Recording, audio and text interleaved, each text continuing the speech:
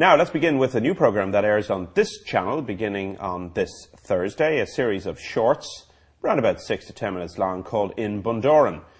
Well, it's not about holiday homes, it's about surfing, and it's really the story of a Belgian guy who came to Ireland and got involved in the whole surfing scene, and the guys behind the programme, delighted they've joined us in studio tonight. That's Shane Smith and Killian O'Kelly. You're both very welcome. Could I begin with you, Killian? You're the surfer man. Yes. How did this whole thing come about? And tell us about the surfing scene in Bundoran.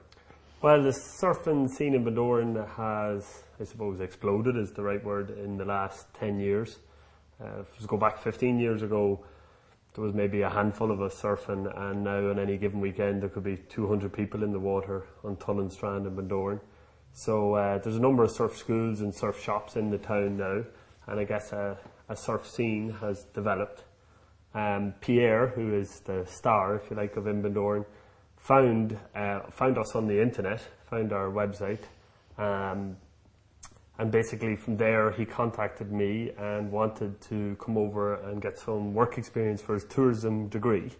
He's actually an Erasmus student. There's thousands of them come to Ireland every year.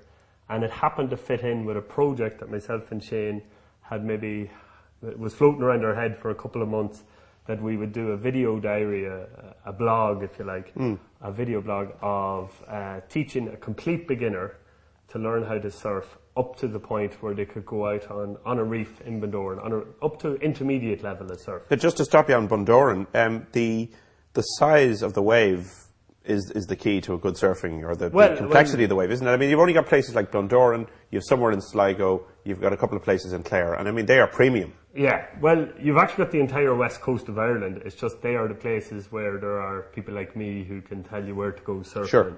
So the whole west coast is littered with waves. Bundoran, Strandhill and Lahinch would be the three most popular places. Three most accessible, maybe is the correct. And they've got towns and they've got stuff going on. And they are traditional seaside towns apart from anything else. Apart from, and there's accommodation and people, there's choice in terms of the types of waves. You have small 2-3 foot waves are actually the most fun waves. They're the waves I like to surf.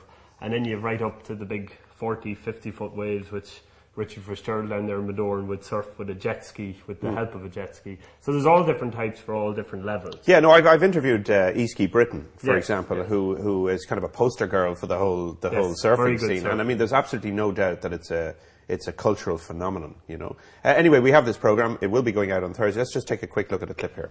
Hello all, I'm Pierre from Belgium. I'm Pierre from Belgium. I'm Pierre from Belgium.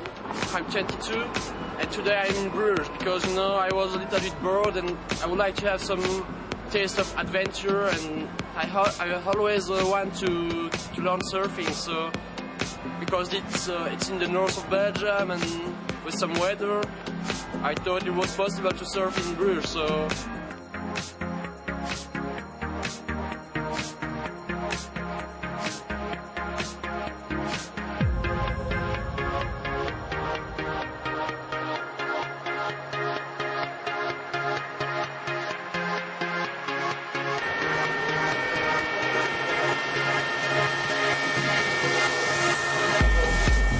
definitely not possible to surf in Bruges, so I decided to go to Ireland and learn surfing in Bundoran. So see you there in Bundoran. Bye.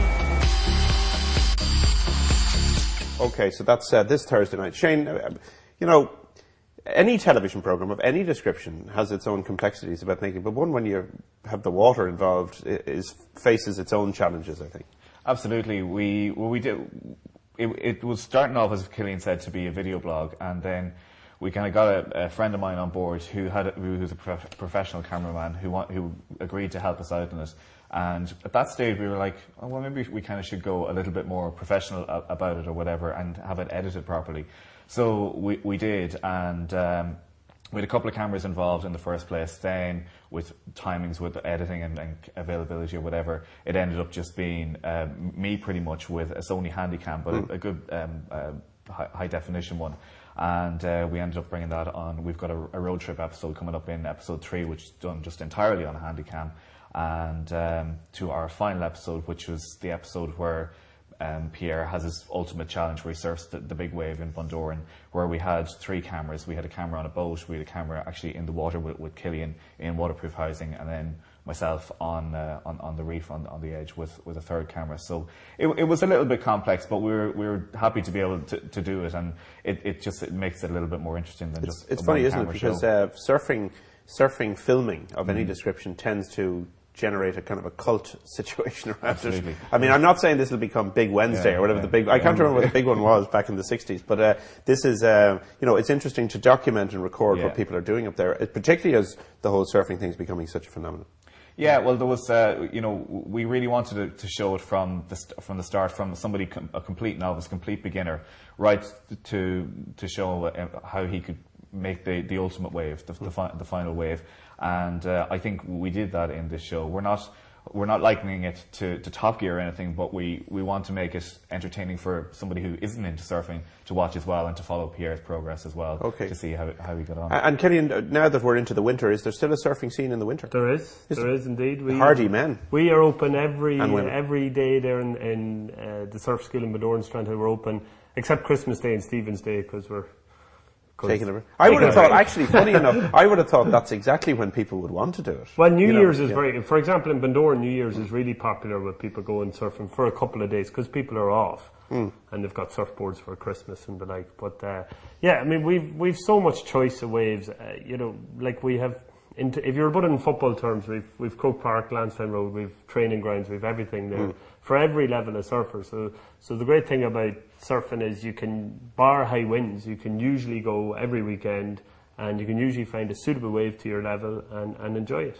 Okay, well listen guys, thanks very much for coming on. Nice to see you, Killian and Shane. They're the guys behind in Bundoran.